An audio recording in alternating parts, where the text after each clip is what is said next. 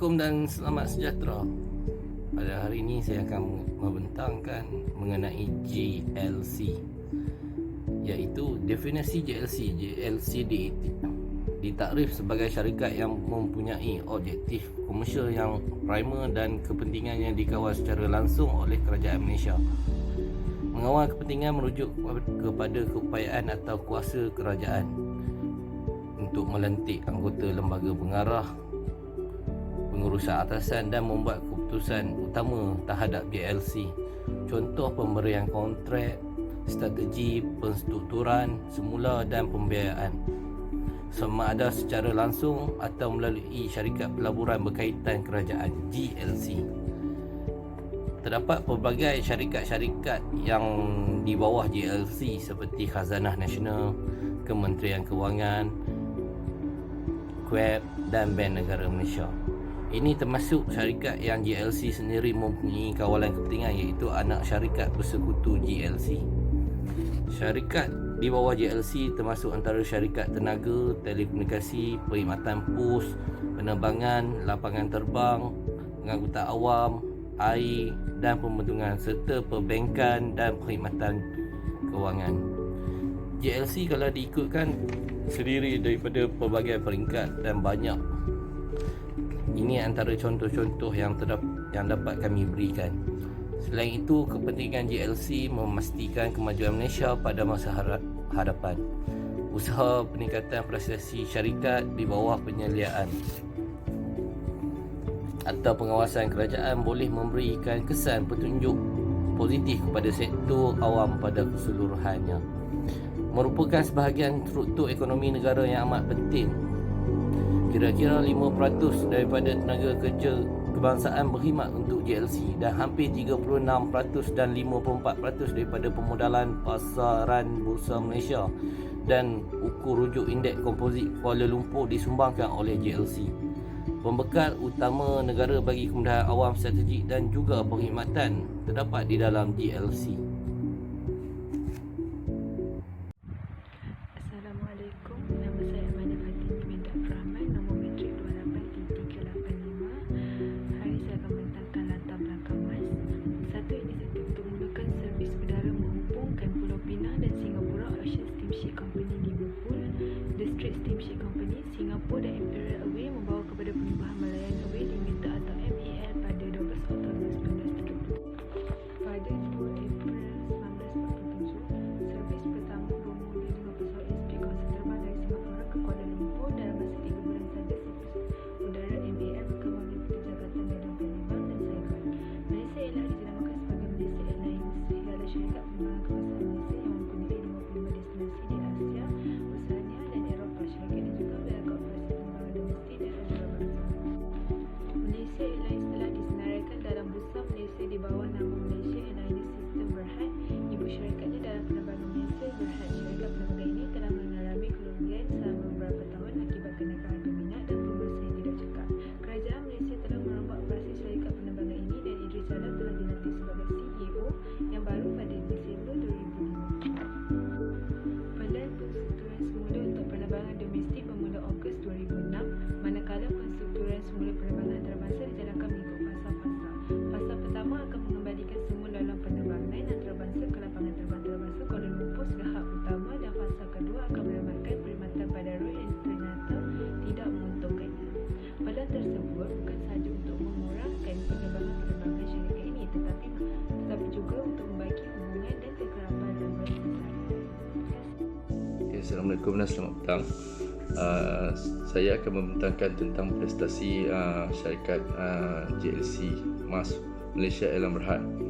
Okey. Syarikat Malaysia Airlines Berhad telah mencatatkan kenaikan tinggi dari segi tempahan tiket pada suku keempat.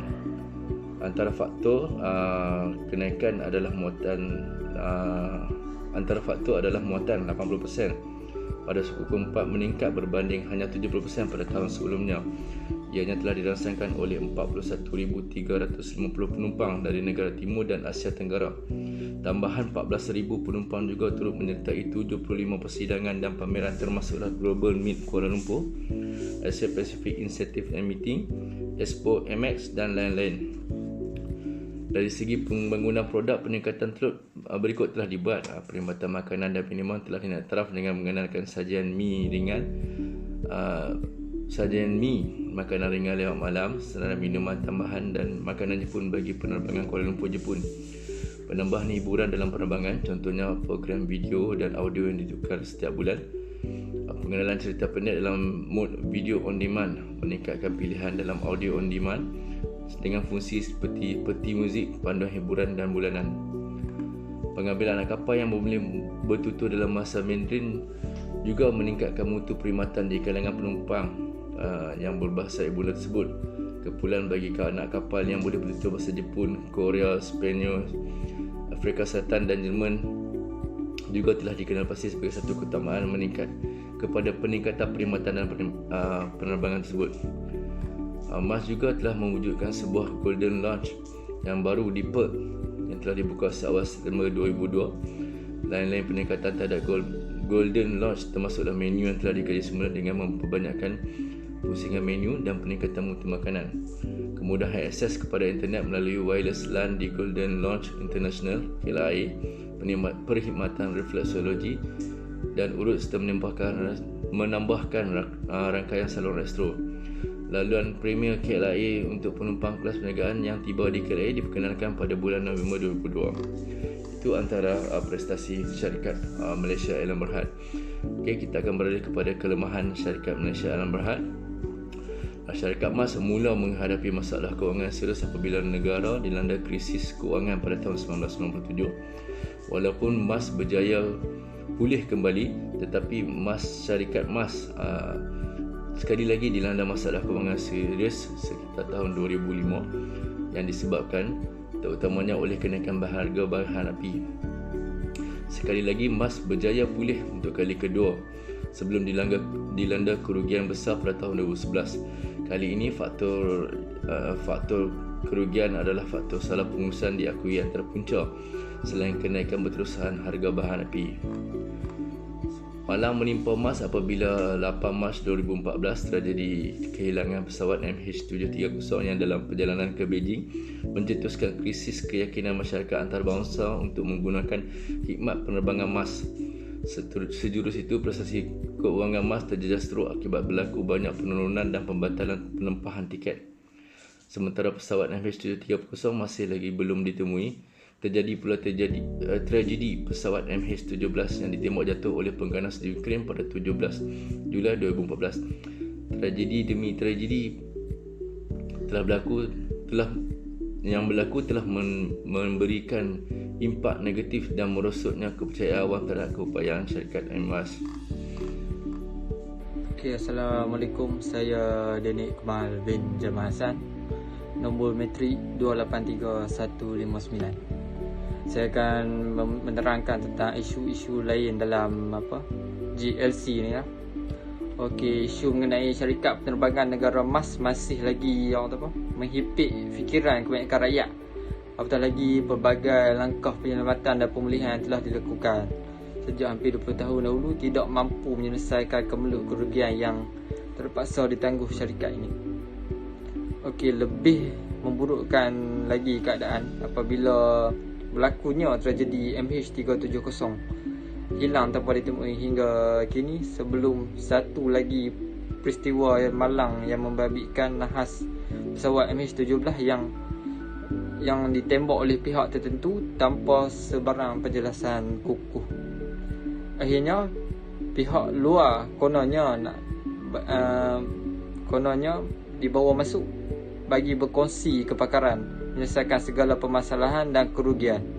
Satu demi satu, jalan penyelesaian disulahkan oleh pihak pengurusan baharu yang diketuai oleh bekas CEO AER Lingus Christoph Muller yang dibawa masuk Mei 2015. Okey, Malaysia Airlines iaitu MAS berdepan situasi sukar dan rancangannya untuk mengurangkan 6,000 kaki tangan itu adalah sesuatu yang tidak dapat dielak dan sebaliknya perlu diteruskan, kata bekas Menteri Pengangkutan Tan Sri Ong Tee Kiat. Khazanah Nasional Berhad yang memiliki MAS telah melakukan penilaian menyeluruh mengikut pelan pemulihan bernilai 6 bilion bagi syarikat penerbangan negara itu dan keperluan mengecilkan tenaga kerjanya adalah sangat kritikal bagi pelan tersebut.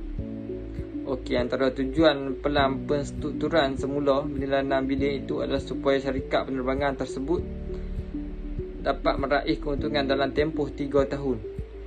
Khazanah telah menjadikan MAS sebagai syarikat persendirian. Okey, penstrukturan semula MAS sebagai syarikat penstrukturan semula MAS turut melibatkan langkah pengecilan tenaga kerjanya. Langkah penilaian pekerja yang meneruh telah diselesaikan pada awal Februari melibatkan kira-kira 20,000 kaki tangan dengan mengambil kira rekod prestasi, pengalaman, kelayakan, sifat tingkah laku, rekod disiplin, kecekapan serta aspirasi untuk menyertai MAS di hukum. Okey, itu saja daripada saya. Terima kasih. Assalamualaikum warahmatullahi wabarakatuh. Nama saya Nur Syazali Binti Rashid. Okey, saya akan membentangkan kesimpulan iaitu syarikat Malaysia Airlines merupakan syarikat kebanggaan rakyat Malaysia. Ia merupakan ikon kebangsaan yang bagi menunjukkan kepada antarabangsa dalam proses interaksinya. Namun kesilapan dan albat polisi serta strategi syarikat menjejaskan syarikat ini mengalami kerugian dan hampir dikatakan bankrupt. Tidak hanya entiti syarikat yang merasakan kejatuhannya, akan tetapi juga rakyat Malaysia mula dari proses modernisasi Malaysia pada awal tahun 90-an. Terjadi perbezaan kepentingan kuasa pemimpinan pada waktu itu. Masuk kerajaan bertujuan bagi meningkatkan dan mengembangkan perniagaan syarikat malah menyebabkan syarikat ini merugi dari tahun ke tahun.